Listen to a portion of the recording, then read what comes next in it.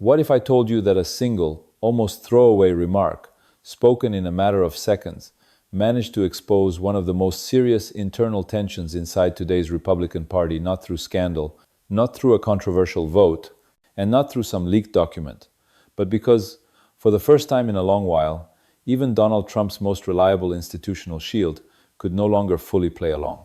This didn't unfold in private meetings or quiet backroom conversations. It didn't spread through anonymous sources or strategic whispers. It happened live, on camera, in real time. Donald Trump confidently announced a plan that, in legal terms, simply does not exist.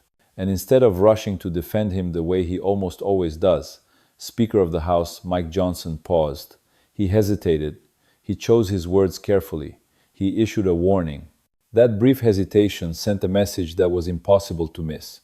Because when the person whose political survival depends on insulating Trump from consequences suddenly starts talking about unintended outcomes, something has clearly shifted. This moment isn't really about credit cards. It's about power, about anxiety, and about what happens when raw political instinct finally runs headfirst into economic reality. Stay with this, because once you understand what was said, what was carefully avoided, and why that pause mattered more than any headline, it becomes clear why this could be the first visible crack that slogans and loyalty alone can no longer conceal. As with so many Trump moments, it begins quietly and almost deceptively. A casual press interaction, a confident delivery, a promise that sounds just believable enough to momentarily suspend disbelief. Donald Trump announces that he plans to impose a strict cap on credit card interest rates, fixing them at 10%, and he adds that companies that fail to comply will face severe consequences. He speaks as though the law is already in place, as though Congress has already approved it, as though executive authority works by simple declaration. For a brief instant, confusion ripples through the room, because none of that is true. There is no such law. There is no unilateral executive power to impose such a cap. There is no enforcement mechanism waiting in the wings. But Trump says it anyway. He casts the Federal Reserve as incompetent. He portrays banks as exploiters.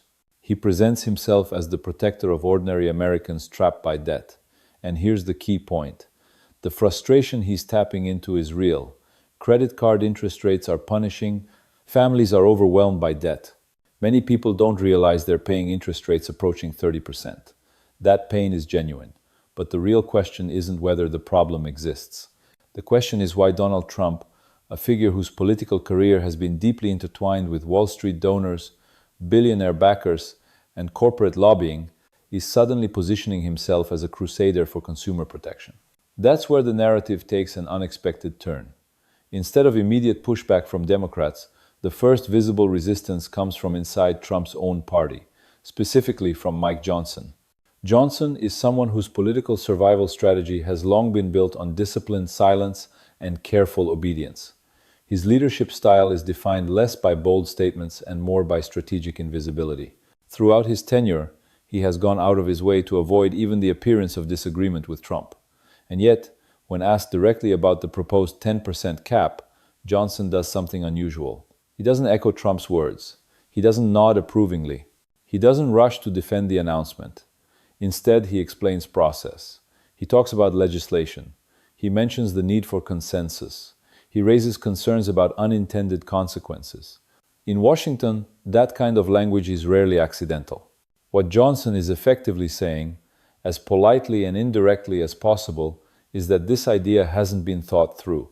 There is no concrete plan, there is no clear legal path, and there is no real appetite in Congress to turn this declaration into law. That moment matters far more than it may initially appear, because it exposes a growing divide within the Republican Party between Trump's improvisational style of politics and the quiet panic of institutional leadership. Trump governs by announcement. Leadership governs by containment. Trump throws out sweeping ideas designed to dominate the news cycle. Leadership worries about donors, financial markets, and political backlash. This is one of the first times that gap becomes visible on camera. Johnson tries to walk a careful line. He praises the intention of lowering costs for consumers, but distances himself from the mechanics of actually doing it. He warns that banks could pull back on lending. He cautions about negative secondary effects. This isn't open rebellion, but it is doubt expressed publicly.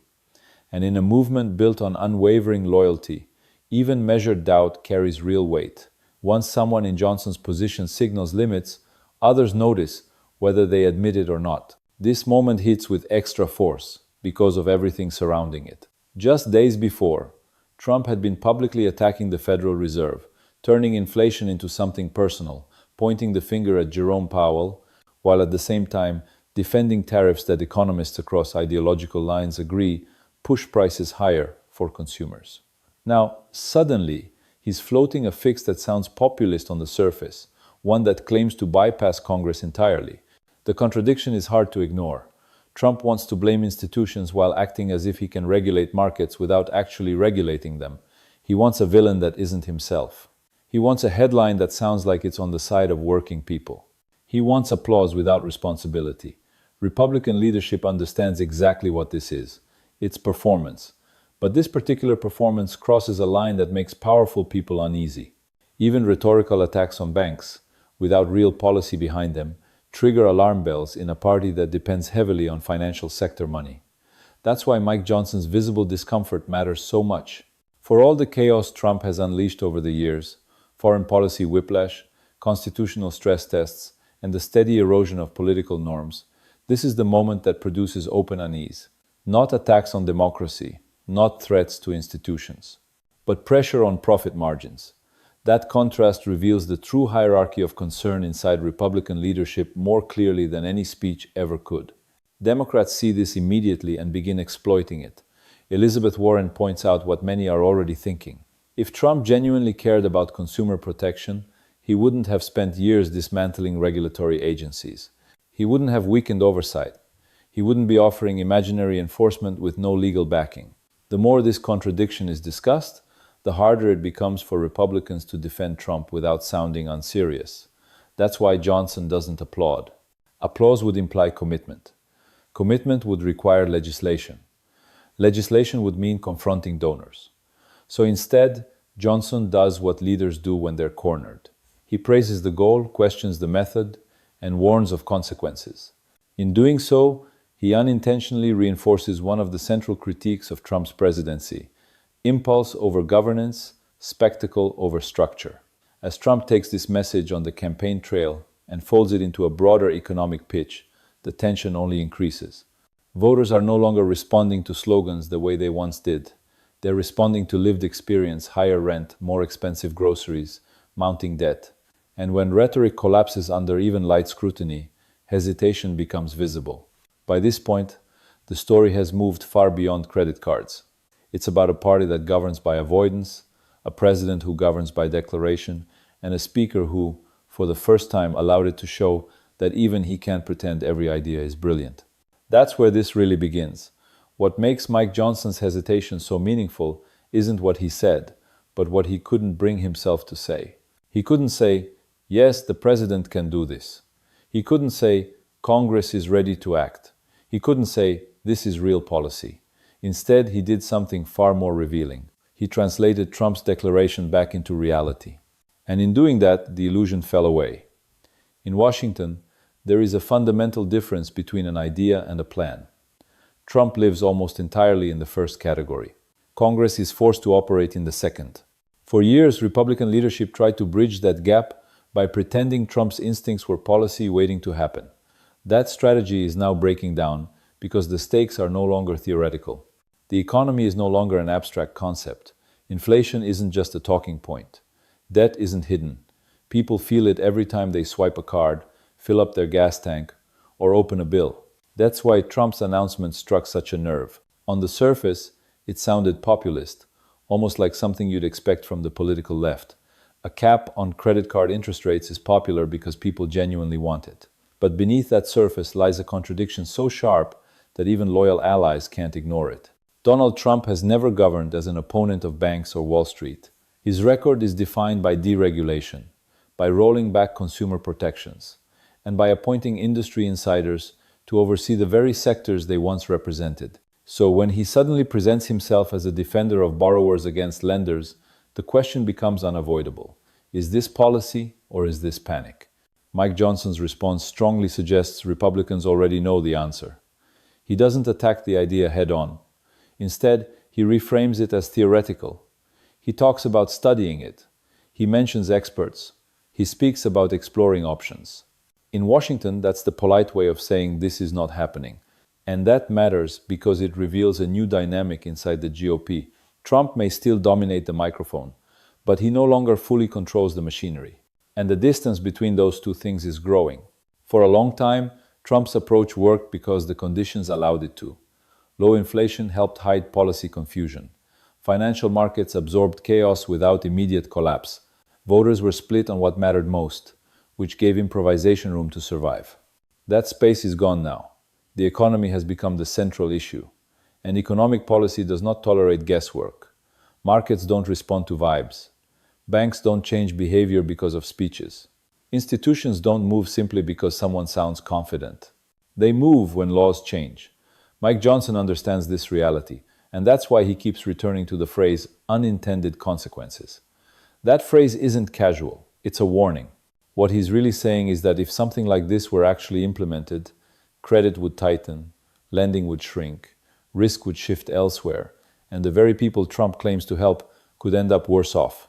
That doesn't mean Johnson is suddenly a champion of borrowers. It means he understands second-order effects, and Trump doesn't.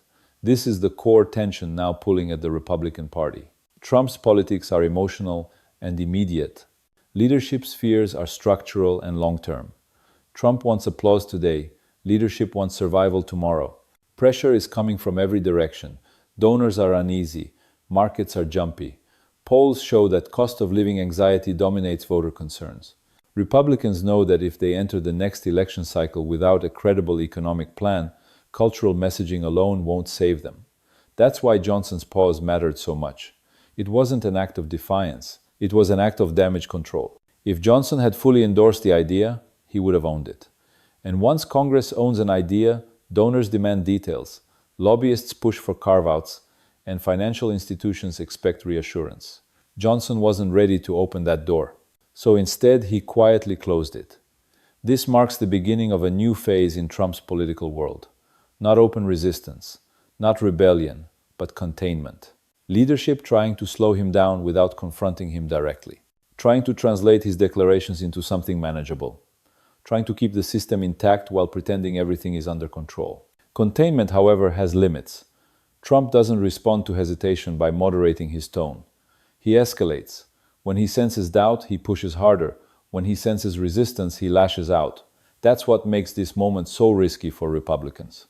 Visible hesitation invites retaliation. But punishing Mike Johnson would only make the problem more obvious. Johnson isn't a backbencher, he's the Speaker of the House. And the fact that even he is choosing his words so carefully tells you how much strain is building behind the scenes. This isn't the first time Johnson has found himself in this position. Recently, he's also had to quietly distance himself from Trump's more extreme foreign policy musings, from offhand comments about territorial expansion, from hypothetical actions that would cause immediate international fallout. Each time, Johnson responds the same way, wrapping disbelief in reassurance, signaling that no serious policymaker is actually considering these ideas. The problem is that Trump is a serious policymaker in this context. He's the president, and that contradiction is becoming harder to hide. What Johnson is really communicating, without ever stating it directly, is that Trump's words no longer automatically translate into action.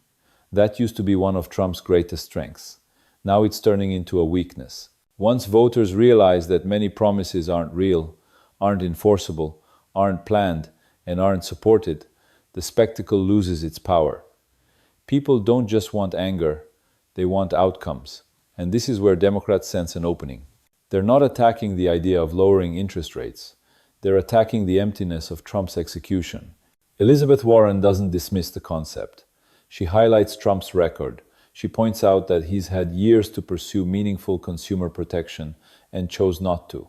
She notes stalled housing legislation, weakened regulatory agencies, and a pattern of replacing policy with rhetoric. That's a strategic move because it shifts the debate away from ideology and toward competence. And competence has always been Trump's weakest ground. Trump prefers to focus on villains. Democrats focus on mechanisms. Trump says, "I'll fix it." Democrats ask, how? When Republicans like Mike Johnson start quietly echoing that question. Even in cautious language, the entire dynamic changes. The conflict is no longer Democrats versus Trump. It becomes reality versus performance. And that's a battle Trump has always eventually lost. The economy doesn't respond to blame. Debt doesn't care who gets insulted. Interest rates don't fall because someone demands they should.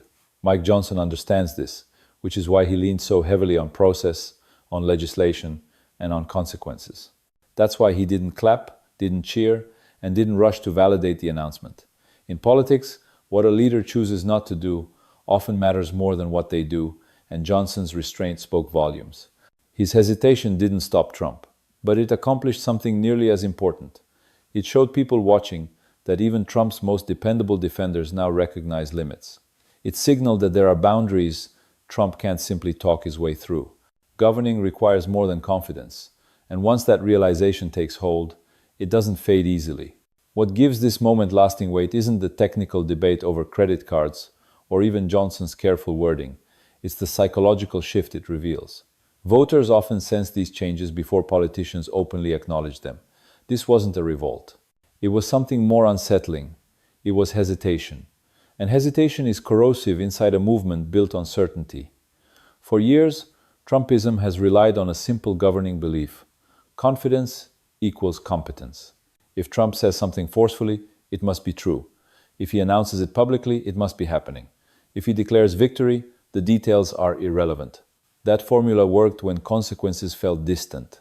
It doesn't work when people are opening credit card bills, paying rent, and watching their savings shrink. Economic pressure changes everything. Voters may tolerate chaos when it feels abstract. They stop tolerating it when it directly affects their finances. That's why Trump's improvisational style is colliding with reality now. Economic policy is unforgiving. You can't declare interest rates lower. You can't threaten inflation away. You can't intimidate markets into compliance. The people who understand this best aren't commentators or activists. They're institutional leaders like Mike Johnson, whose role is to prevent panic, reassure donors, and keep the system from destabilizing. That's why his words were so measured. He wasn't trying to embarrass Trump. He wasn't trying to oppose him. He was trying to limit damage.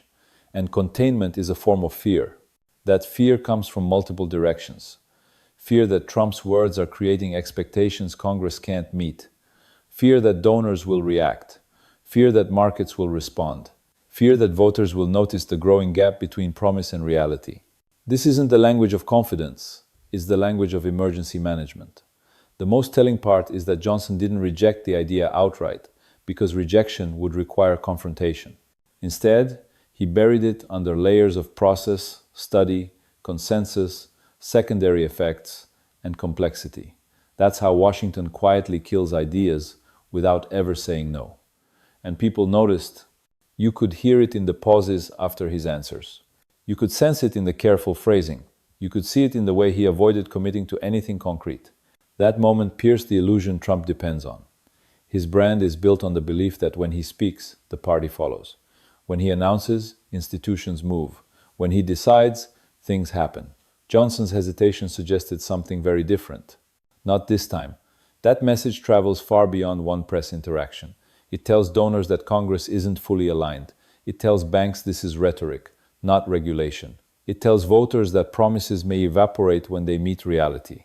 Once voters internalize that idea, Trump's greatest strength, his image of decisiveness, starts to work against him. Decisiveness without delivery begins to look like recklessness. And recklessness is not reassuring to people worried about their financial stability. This is why tension inside the Republican Party feels so intense right now. They're trapped between a leader who thrives on performance and an electorate demanding preparation. Cultural outrage can dominate attention, but it can't lower interest rates. Blame can energize supporters, but it can't stabilize prices. Confidence can generate applause, but it can't replace policy. Mike Johnson understands this, which is why his instinct was caution rather than celebration. And that caution is spreading. You can hear it in how Republican leaders now discuss tariffs, with less bravado and more defensiveness. You can hear it in how they talk about the Federal Reserve, careful not to fully embrace attacks. You can hear it in how they address economic pain, offering concern without concrete solutions. This is what a party sounds like when it knows there's a problem but doesn't know how to solve it. They can't confront Trump directly without risking backlash from his base, and they can't fully embrace his ideas without risking real-world consequences. So they hedge, and hedging isn't leadership. That's why this episode extends far beyond its immediate policy context. It exposes a party ruled by avoidance, a presidency driven by impulse, and an economy that remains indifferent to both. As Trump continues to campaign through bold declarations, the friction will only grow because every new promise creates another moment where someone like Mike Johnson is forced to translate fantasy into feasibility. And each time that happens, the illusion weakens a little more. Voters aren't naive. They recognize when arguments don't add up. They notice when leaders speak in circles. They feel the difference between action and performance. And they're exhausted. Exhausted by being told relief is coming while nothing changes. Exhausted by being blamed for systems they didn't design. Exhausted by watching confidence substitute for results. This is why economic credibility now outweighs nearly everything else. And this is why moments like Johnson's hesitation carry such lasting impact. They show that even inside tightly disciplined political movements, reality eventually forces itself in, not loudly, not dramatically, but through pauses, qualifiers, and carefully chosen words. That's often how power shifts in Washington, not through explosions, but through erosion. Trump continues to operate in a world where forceful speech is treated as proof of inevitability, but the world voters live in doesn't function that way. Bills don't shrink because of speeches. Interest rates don't fall because of outrage. Debt doesn't disappear because of declarations. And the more visible that gap becomes, the harder it is to maintain the performance. Mike Johnson didn't rebel, but he revealed something far more damaging to a movement built on absolute loyalty. He revealed doubt. And once doubt enters the public record, it doesn't simply vanish. It lingers. It spreads. It invites questions. If this promise isn't real, what else isn't? If this idea can happen, which ones can? If leaders know something won't work but still praise it in principle, who is the performance really for? Those questions don't need immediate answers to have power. They just need to exist. And now they do. This wasn't just an awkward exchange or a minor policy disagreement. It was a signal. A signal that even Trump's most cautious defenders are beginning to choose their words differently. A signal that confidence alone is no longer enough. And a signal that the fractures inside the Republican Party are no longer coming solely from external pressure. They're forming quietly within, not through confrontation, but through hesitation. And in politics, that's often how the most significant shifts begin.